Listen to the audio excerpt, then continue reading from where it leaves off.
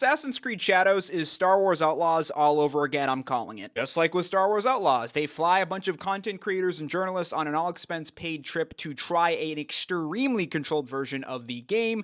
Those people come back, glaze it, defend it, everyone buys it, and then it's a 5 out of 10 at best. If you don't believe me, get off this app, punch the game into Google, find some of the other previews and journalists and what they're saying, and you will begin to realize that this game is in a horrible state. It's been noted in several articles that the demo was controlled to show you only the best aspects of the game, and specifically the things that Ubisoft does well. Those being a highly detailed open world, which they've always done very well to their credit, and like power fantasy, like action combat. Dialogue is reportedly fairly cringy and uninspiring. The plotline is like any other like political Japanese samurai thing we've seen a million times over. Nothing interesting there. They also didn't show off the rest of the open world and what it's filled with, because they're notorious in their previous Assassin's Creed games of just filling the open world with nothingness, fetch quests, and like garbage loot, stuff that like nobody wants to do, nothing significant. So with all that said, I'm calling it. It is definitely going to be another Star Wars Outlaws. The only difference and the only up I will give it over the Star Wars Outlaws situation